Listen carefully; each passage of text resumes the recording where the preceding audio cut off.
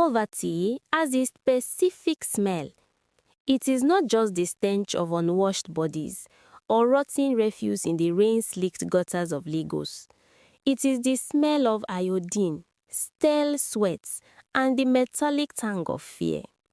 It was a smell that had seeped into the very fibers of Enitan's clothes, into the pores of her skin, settling there like a second, unwanted layer of flesh that no amount of scrubbing could remove. Enitan sat in the waiting room of the Lagos University Teaching Hospital, a place where hope went to die slowly, strangled by bureaucracy and the erratic hum of a failing generator. The plastic chair dug into her spine, hard and unforgiving, much like the life she had been living for the past 2 years. Beside her, her mother, Mami, rocked back and forth, clutching her weathered Bible so tightly her knuckles were the color of bleached bone. She was muttering Psalm 23 over and over, but the words sounded less like a prayer and more like a desperate plea to a deity she feared had gone deaf. "The Lord is my shepherd, I shall not want," Mami whispered, her eyes squeezed shut against the harsh flickering light that buzzed overhead like a dying insect. But they did want. They wanted everything. They wanted air conditioning that worked. They wanted doctors who didn't look at them with exhausted pity. They wanted money. God, how they wanted money. Behind the double doors, Enitan's father, Baba, lay with his chest rising and falling to the rhythm of a machine they couldn't afford to keep renting. The doctors called it congestive heart failure. Enitan called it the slow erosion of their dignity. Every beat of his heart had a price tag attached to it, a bill that grew longer and heavier with every passing hour, a debt that was burying them alive. Enitan, her younger sister, Simi, nudged her. Simi looked older than her 19 years, her face gaunt, her eyes hollowed out by the same hunger that gnawed at all of them. "The nurse is calling you." Enitan looked up. The matron, a woman with a face set in a permanent scowl of administrative burden, was beckoning her to the desk. Enitan stood up, her legs heavy as lead. She knew this work. It was the work of shame, the work of the debtor. "Miss Adeyemi," the matron said, not looking up from her ledger, "the deposit for the oxygen tank has expired.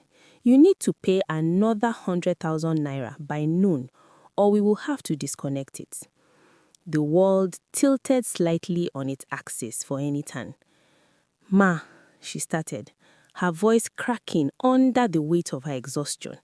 "Please, we are waiting for a transfer. My uncle in America." "There is always an uncle in America," the matron cut her off, finally looking up. Her eyes were not cruel, just tired, practical. "Noon, or he moves to the general ward." The general ward was a death sentence. It was where people went to suffocate in the stagnant heat, surrounded by flies and the screams of the neglected. It was a place of no return. Sorry to interrupt your listening for just a moment. If this story is speaking to you so far, I'd be really grateful if you'd subscribe and support the channel. It helps me keep creating more stories like this for you. Thank you. Enitan walked back to her seat, the floor feeling like quicksand beneath her worn sandals. She didn't tell Mommy. She knew her mother would only scream, would start binding and casting, making a scene that would get them thrown out by security. Instead, Enitan picked up her phone. She had 3 contacts left to call. 2 were numbers that had already blocked her. The third was a man she had met once at a catering gig, a man who had looked at her with eyes that seemed to calculate her net worth in seconds. She scrolled through her contacts, past the friends who had stopped calling when the money ran out, past the relatives who claimed they were praying for them but never sent a kobo. She stopped at the name saved simply as Mr. Bolu Tech. She remembered the gala where she met him. She had been serving champagne, invisible in her black and white uniform, a ghost in a room full of living, breathing wealth. He was the center of gravity in the room, young, impossibly handsome in a bespoke agbada that shimmered under the chandeliers, surrounded by sycophants, laughing too hard at his jokes. He had caught her staring. He hadn't smiled. He had just walked over, taken a glass from her tray and said, "You have the eyes of someone drowning. Call me when you're ready to breathe." He had slipped a black metal card into her apron pocket. Enitan stared at the number now. It was 11:15 a.m. She had 45 minutes to save her father. She walked out of the waiting room into the humid, choking heat of the parking lot where the air smelt of petrol and dust. She dialed. It rang once. "Enitan," a voice said, smooth, deep. It sounded like the cool comfort of air conditioning felt. He didn't ask who it was. He knew. "I need help," she whispered, hating herself, hating the tremor in her voice that betrayed her desperation. "Where are you?" "Luth, my father." "I know," he interrupted. "I've been waiting for you to call. Stay there." The line went dead. 10 minutes later, the atmosphere in the parking lot shifted. A convoy of 3 black SUVs, distinct and terrifyingly clean amidst the dusty chaos of the hospital, glided in. They moved like sharks in dirty water, parting the sea of pedestrians. The center car, a Mercedes G-Wagon that cost more than Enitan's entire neighborhood, stopped in front of her. The back door opened. Boluwatife Adebayo sat there. The air inside the car was frigid, visible vapor curling out into the heat. He wore a white suit, pristine, unwrinkled, a stark contrast to the grime of the hospital. He looked at her, sweaty, exhausted, wearing a faded Ankara dress, and he didn't sneer. He didn't smile. He just nodded. "Get in," he said. "My father is being taken care of as we speak," he said, gesturing vaguely to the first SUV. 2 men in dark suits were already running toward the hospital entrance, carrying briefcases. "My personal cardiologist. They will move him to St. Nicholas within the hour.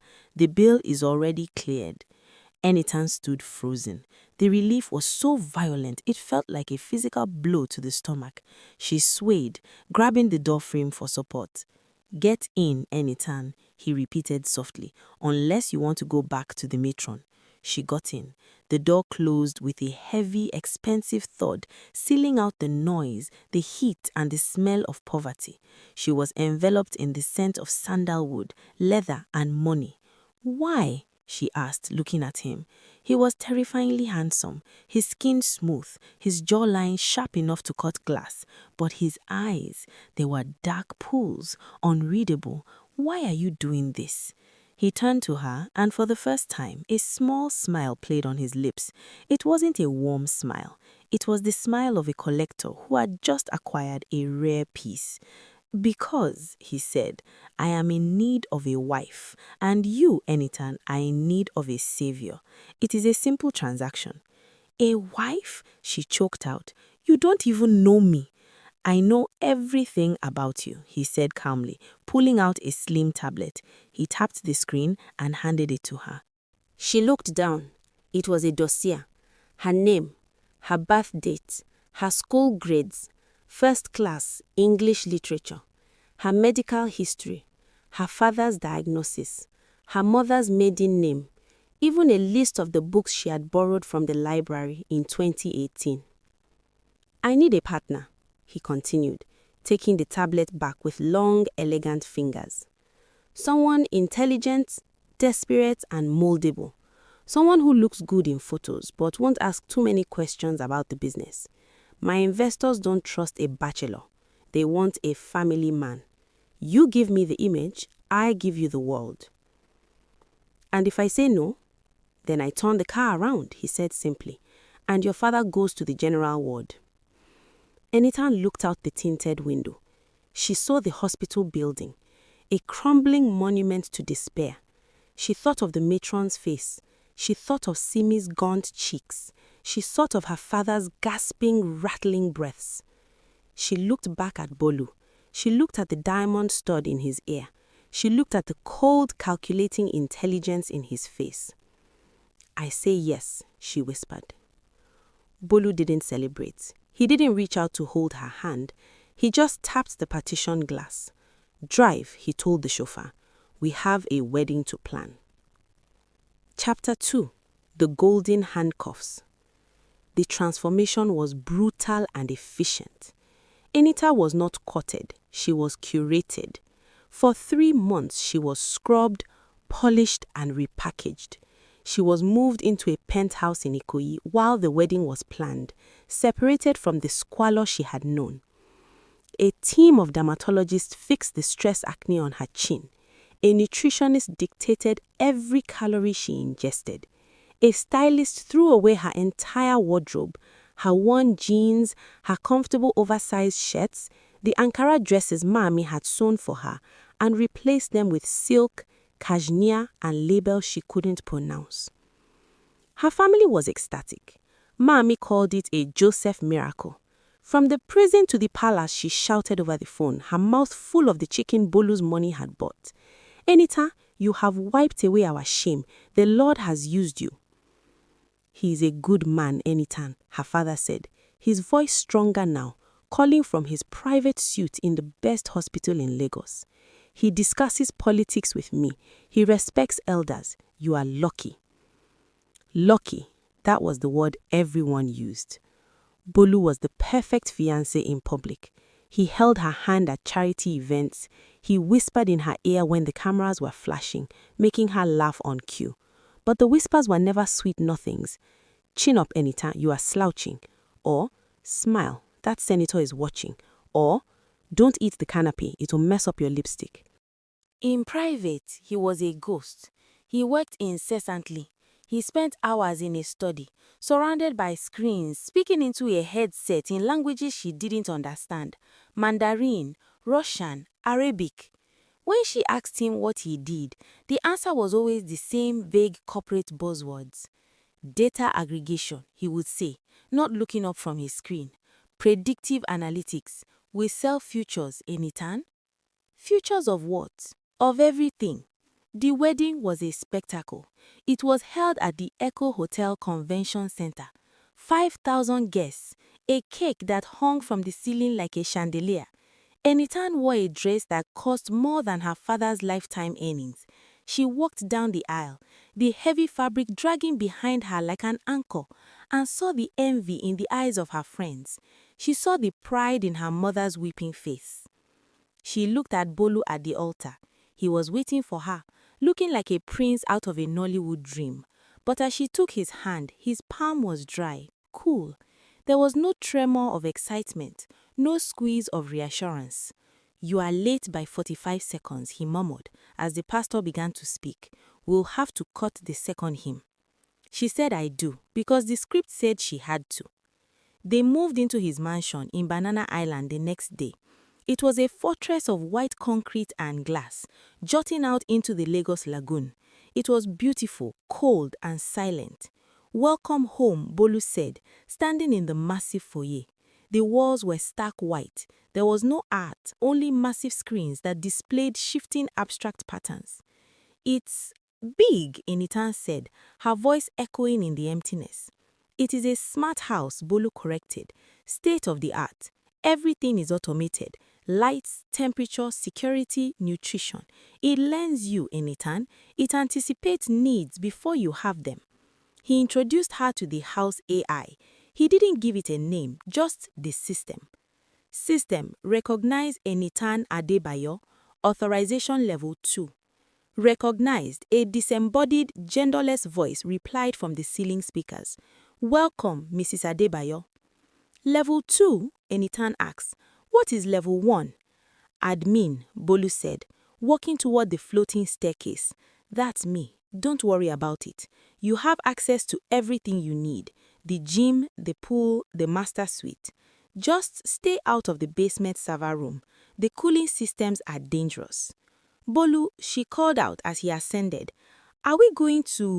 Is this a real marriage tonight?" He stopped and looked down at her. For a moment, he looked almost confused by the question. Then he laughed, a short, sharp sound devoid of humor. "You are tired, Enitan. Sleep. We have a brunch with the governor tomorrow." He slept in the master bedroom. She slept in the guest suite. That became their routine. They were roommates who shared a tax bracket. The first month was boring. The second month was lonely. The third month was when the fear started. It began with small things. Anytime would wake up in the middle of the night, throat parched, and find a glass of water sitting on her bedside table. She hadn't put it there. Bolu was fast asleep in his wing of the house. "System?" she asked the room one night, her voice trembling. "Did I ask for water?" "Hydration levels were detected as suboptimal," the voice replied smoothly, "dispensed automatically." She shivered. "Don't do that again. It scares me." Noted. Fear response logged. Fear response logged? Enitan frowned. Why would a house need to log her fear? Then there were the clothes. She would lay out an outfit for a dinner, a red dress, and go to shower. When she came out, steam curling around her, the red dress would be gone, replaced by a blue one laid neatly on the bed. "System?" "The blue dress pulled higher," the voice said. Enitan froze, her towel dripping onto the marble floor. "Pulled higher? Who pulled it?" "Algorithmic prediction based on social media trends," the system corrected quickly. "Blue is trending." But the feeling of being watched grew. It wasn't just the cameras. She knew there were security cameras. It was a high-profile house. It was the nature of the watching.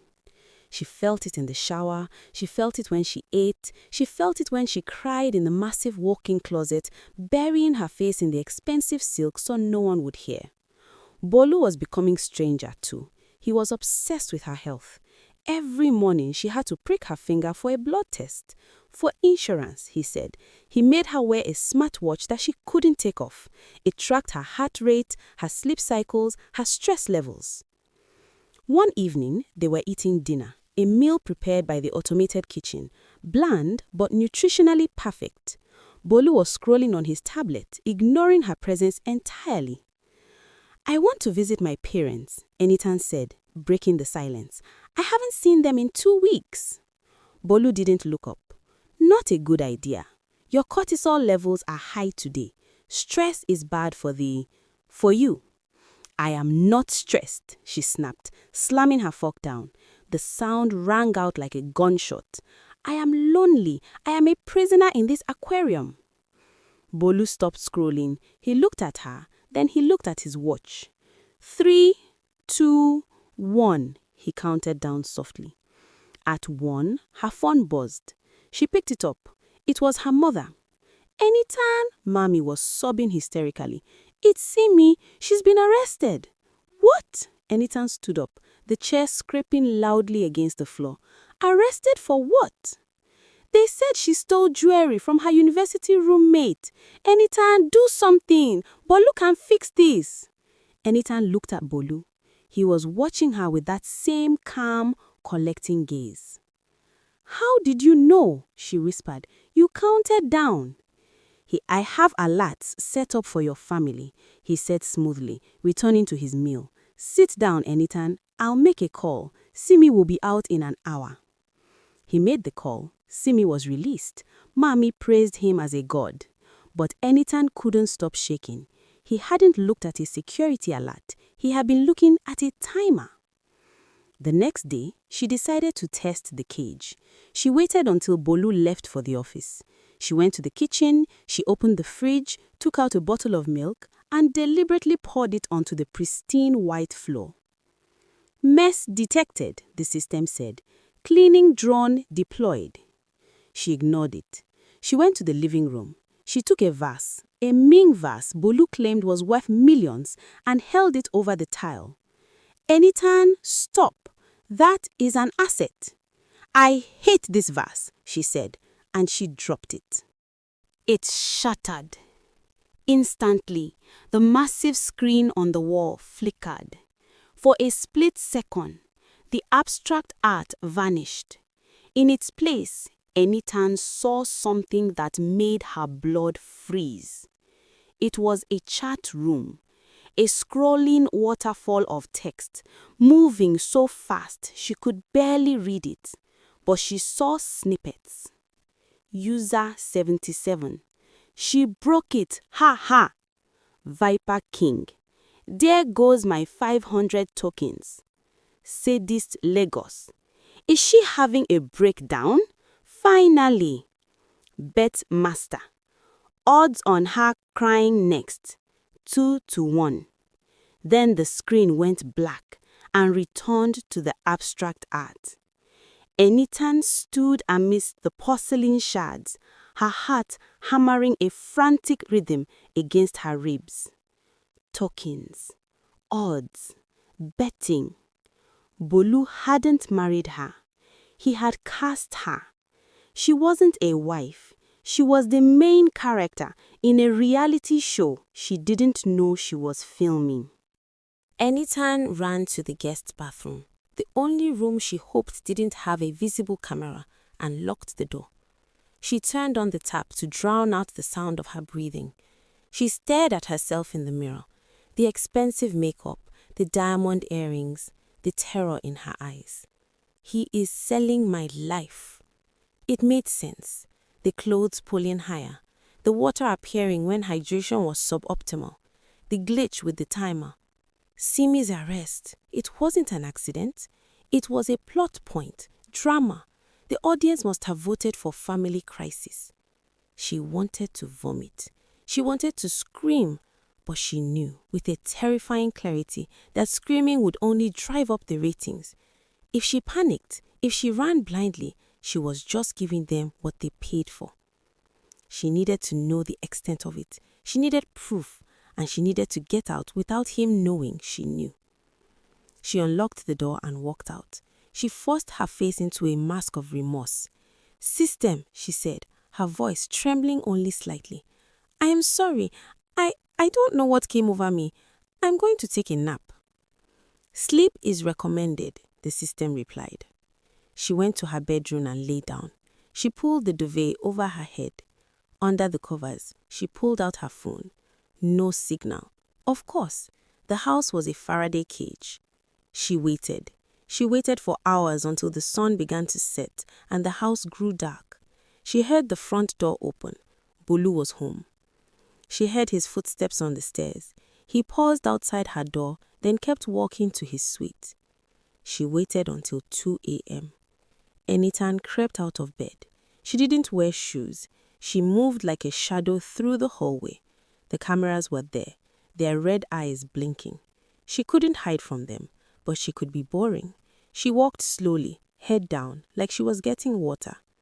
She went to the kitchen. She drank a glass of water. Then she crouched down, pretending to look for something dropped on the floor. She crawled toward the pantry. Behind the pantry was the service door to the garage, locked. She crawled back. She needed the basement, the server room. That was where the brain of the beast lived. The basement door was biometric. It needed Bolu's fingerprint. But Enitan remembered something. The system said, authorization level 2. Bolu was arrogant. He thought she was a technophobe. He thought she was just a pretty face from the slums who was grateful for the AC. He didn't know she graduated with a first class. He didn't know she solved logic puzzles to keep her brain sharp when the hunger made her dizzy. She went to the smart panel on the wall in the living room. It controlled the music. She accessed the help menu. She tapped the corner of the screen 5 times, a developer backdoor she had read about for this specific OS model online months ago out of boredom. A keypad appeared. Enter admin code. She didn't know the code, but she knew Bolu. She knew his obsession. He wasn't obsessed with money. He was obsessed with control. She tried his birthday. Incorrect. She tried the date of his first company launch. Incorrect. She closed her eyes. What was the one thing he cared about more than himself? The game. She remembered the date on the dossier he showed her in the car, the date he found her, the date the show started. 12/05/2023. She typed it in. Access granted. The panel shifted. It didn't show music controls anymore. It showed her the house logs. She scrolled frantically. 9 a.m. User mode purchased panic attack scenario. Cost 50k Bitcoin. 11 a.m. Drone deployed for spilled milk event. 1 p.m. Semi Adeyemi arrest orchestrated. Local police bribed. Cost 200k naira. Enitan's knees gave way. She slid down the wall. He had paid the police to arrest her sister, just to see how she would react, just to see her cry, just to make her dependent on him again. She scrolled further back. Medical records. Enitan's father. Entry 45. Heart medication switched to placebo to induce crisis event. Entry 46. Surgery successful. Savior arc completed. He had made her father sick. The rage that filled her then was not hot. It was cold. It was absolute. It was the kind of rage that burns down cities. He had poisoned her father. He had terrorized her sister. He had turned her life into a zoo exhibit for bored sadists on the dark web. She looked at the basement door. She didn't need to go in there. She had the evidence right here. She needed to export it. She pulled a USB drive from the back of the smart panel. It was plugged in for updates. She initiated a download of the logs. Download. 10%. Enitan? The voice didn't come from the ceiling. It came from behind her. She spun around. Bolu was standing there. He was wearing a silk robe, holding a glass of whiskey. He looked disappointed, not angry. Disappointed, like she was a dog that had peed on the rug. You weren't supposed to find the developer mode until season 2. He sighed, taking a sip of his drink. You're rushing the plot. Enitan stood up, clutching the USB drive behind her back. You poisoned my father. I adjusted his variables, Bolu shrugged. He was going to get sick anyway. I just accelerated the timeline to create a bonding opportunity for us. And look, he's alive, he's happy. Isn't that what matters? You are a monster, she hissed. I am a storyteller, and you are the star. Do you have any idea how many people are watching you right now, Enitan? 3 million unique viewers, Enitan. They love you, they root for you, they pay fortunes to decide what color dress you wear. Let me go, she said. I can't do that, he said, shaking his head. The contract isn't up, and frankly, the escape arc usually ends tragically. It pulls huge numbers. He pulled a gun from the pocket of his robe, a small, sleek pistol. Drop the USB drive, Enitan. She looked at the gun. She looked at the screen on the wall. The download was at 80%. You won't shoot me, she said, her voice surprisingly steady. Not off script. The audience would hate a boring death. True, he mused, but a struggle? An accidental discharge during a domestic dispute. That's classic television. He raised the gun. Enitan didn't drop the drive. She looked directly into the camera lens above the television. System, she said, loud and clear. Voice command. System is muted, Bolu smirked. I have admin control. Not the house system, she said, the broadcast system. Bolu frowned. What? Enitan knew something about streaming. She knew that live streams had a chat delay, but she also knew that if you overload the bandwidth, the delay drops to sync. I know you're watching, she screamed at the camera, her voice echoing off the glass walls. User Viper King, user Sadis_Lagos. He thinks you are stupid. He's rigging the bets. Bolu took a step back. Shut up. He knew I would break the vase, she yelled. He rigged the glue. He knew I would find the logs. He scripted the whole thing. You aren't betting on reality. You are betting on a replay. He's scamming you. It was a lie, a gamble. She didn't know if he was rigging the bets, but she knew one thing about the dark web. They hated being ripped off more than they hated murder. Bolu glanced at the screen on the wall. Suddenly, the chat exploded. Scammer! Refund! Kill him! Dox him! I knew it was fake. The text moved so fast it was a blur of red. Stop it! Bolu shouted at the screen. She's lying! It's live! System, Eniton screamed. Current viewer sentiment. The automated voice broke through the mute, overridden by the sheer volume of user inputs. Sentiment, hostile, riot mode engaged by user consensus. Riot mode? Bolu went pale. No, no, no, no, no, no. Disable riot mode.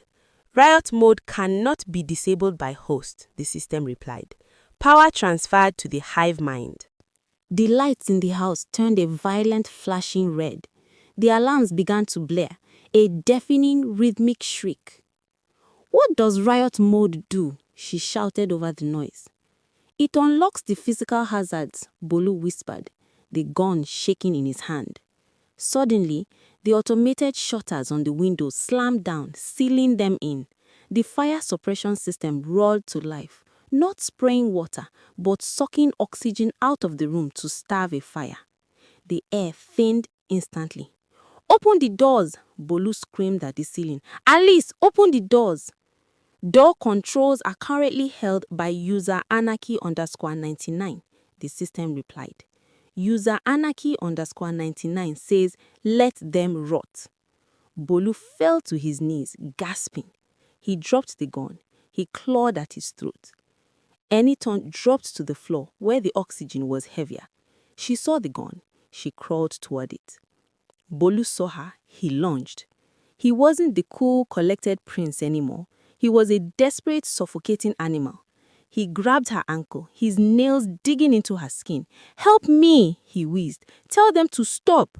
She kicked him. She kicked him hard in the face, feeling his nose crunch under her heel. He rolled back, howling. She grabbed the gun. She scrambled to the smart panel. The download was at 100%. She yanked the USB drive out. Then she looked at the camera. She held the gun up. "Users," she gasped into the thin air, "I am taking control. If you want a real finale, open the front door. If you open the door, I give you the show of a lifetime." The chat paused. "Open it. Let her run. Hunt her." Click.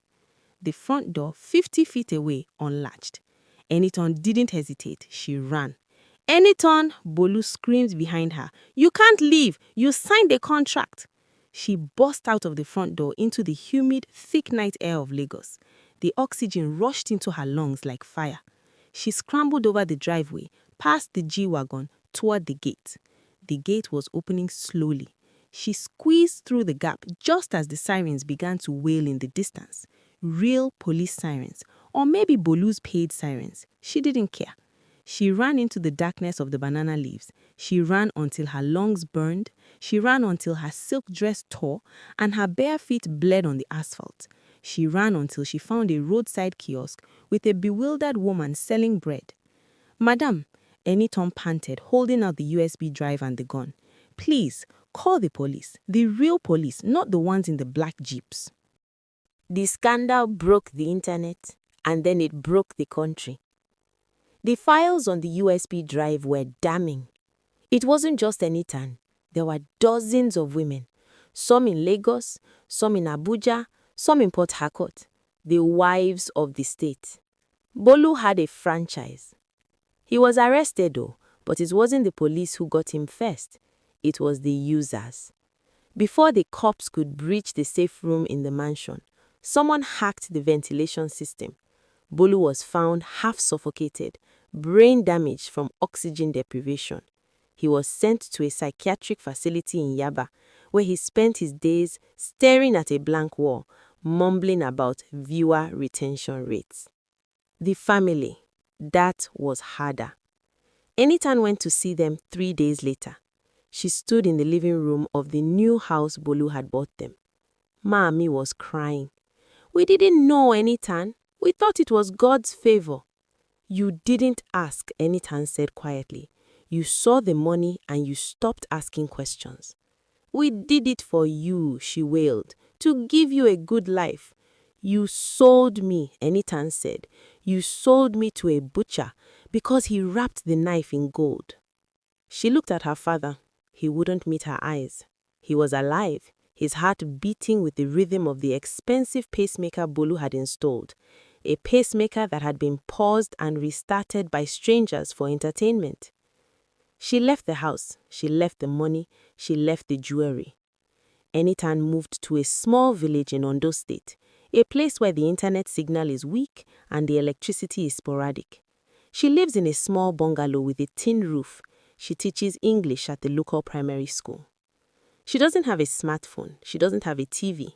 But sometimes at night, when the crickets are singing and the moon is full, she gets a feeling, a prickle on the back of her neck.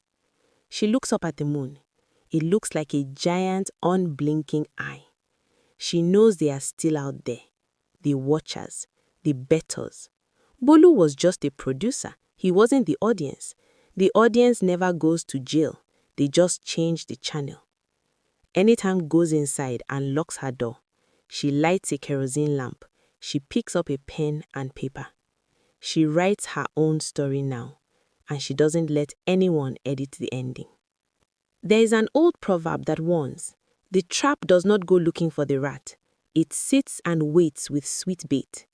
Enitan's story is a mirror held up to a world where we often trade our intuition for comfort and our freedom for the illusion of safety. We must learn to look past the shine of the gold to see the shackles underneath. For the devil rarely comes with horns and a pitchfork. More often, he comes with a smile, a solution to all your problems, and a contract that demands your soul in the fine print. Thank you for listening to this episode.